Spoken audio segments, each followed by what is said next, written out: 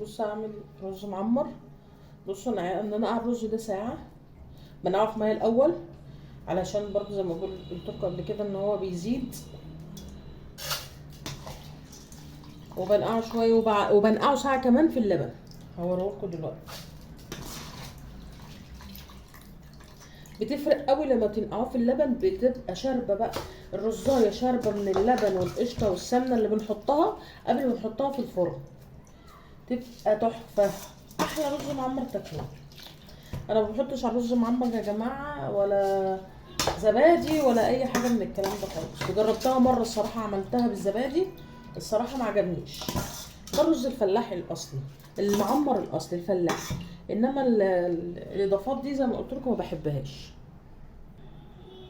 زي ما انتم شايفين كده، احط شويه ملح الاول. بحط شويه ملح او احط القشطه الاول كده او كده. انا معايا لبن هنا اهو غليان، القشطه بتاعتي اهي ما شاء الله.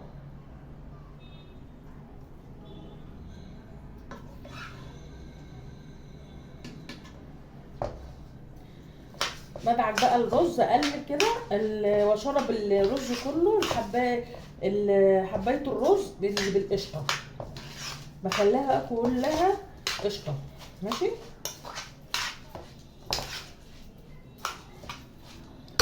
هقلبها كويس وارجع لك. بصوا، شربت الحبايه القشطه كلها. الحركه دي بتفرق قوي مع الرز المعمر بالذات. حط شويه ملح اهو، تظبطوا طبعا، انتوا تظبطوا ملحكم بقى براحتكم. تمام يعني.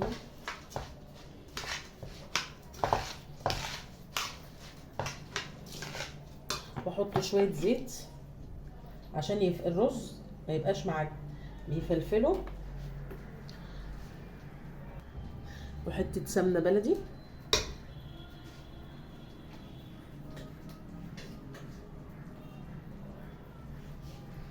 اهو.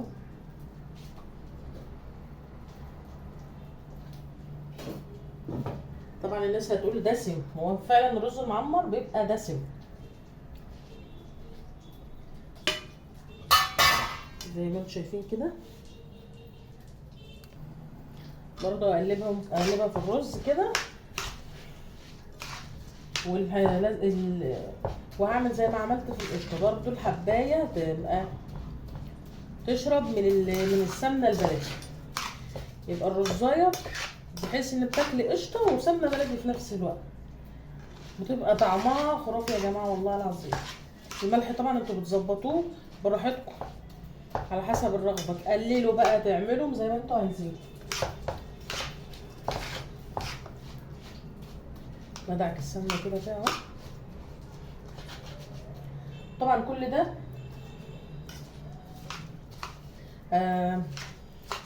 السمنه هي لسه، هي طبعا لان مطلعاها من التلاجة كده كده هتسيح في الفرن، بس انا بدعكها كده علشان ايه؟ الرزايه تشرب منها بس. هقلبها وارجع لكم. بصوا كده اهو، قلبتهم كلهم في بعض. احط اللبن بقى. بسم الله.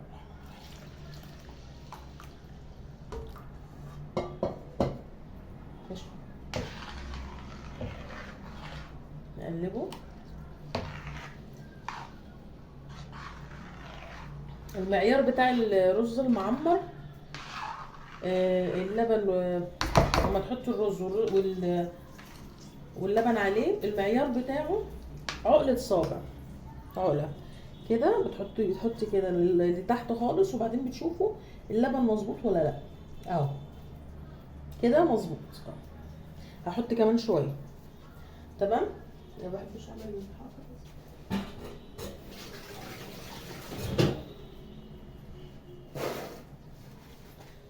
ماشي، انا هسيبه منقوع، مش هحط شويه دلوقتي، انا هسيبه منقوع لسه ساعه في اللبن. ولما اجي احط الرز هحط كمان شويه. تمام، اما بحط الرز في الفرن اقوم حاطه شويه رز مع شويه لبن. في ناس بتحط ميه، انا ما بحطش ميه الصراحه، يعني قليل قوي لما بحط ميه، بس انا ما بحطش ميه. تمام. احط شويه كده صغيرين واكمل برضه ان شاء الله بعد ما لما اسيبه منقوع ساعه. تمام. بس سامحوني ان مش اسرع الفيديو. ارجع لكم تاني. بصوا ده انا نقعته اهو، نقعته كان ازيد من نص ساعه، لان المفروض ساعه بس عشان كنت مستعجله. ومشغله الفرن قبلها، لازم اشغل الفرن يسخن قبلها. تمام. زي ما انتم شايفين كده. هحط له بس شويه لبن كمان بس، شكرا على كده. انا بحب ازود اللبن قوي في الرز زي ما انتم شايفين كده كمان، لان الرز ده بيزيد زي ما انا قلت لكم. تمام. هحطها على اللهم صل على النبي، في الفرن في الارضيه. هحطها في الارضيه، ولما الرز يتشرب اقوم مطلعاه فوق. لقيت انه محتاج الوش ياخد لون، هو كده كده لما بشغل الفرن من تحت بياخد لون من فوق. لو لقيته محتاج لون بشغله الشوايه، ما لقيتوش محتاج لون ما بشغلوش الشوايه. هحط دلوقتي في الفرن واوريه لكم لما يطلع. بصوا اهو، شوفوا خد لون اهو من فوق، ما بقول لسه ما شغلتلوش شوايه. 5 دقايق بالظبط واقوم منزله الشبكه شويه وارفعها على الشبكه واوطيه. هوريهولكوا لما اعملها.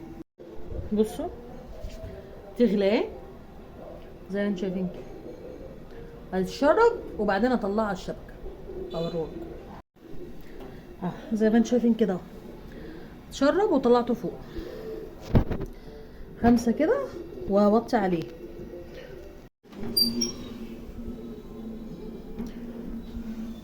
شوفوا شكله عامل ازاي.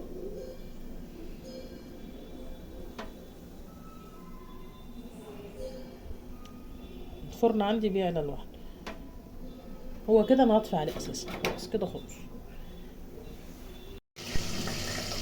دي كده الاكل النهارده. الرز المعمر هنزله في فيديو مفصل لوحده، عشان الفيديو كده طول بتاع الحمام. ادي الرز المعمر، شفتوا وشه؟ شوفوا ما شاء الله ما شاء الله، لا قوه الا بالله. وده الحمام اهو. والف هنا وشفا. رش عليه شويه ملح وفلفل اسمر، والف هنا وشفا على قلب اللي هياكل. يلا كل سنه وانتم طيبين، والسلام عليكم.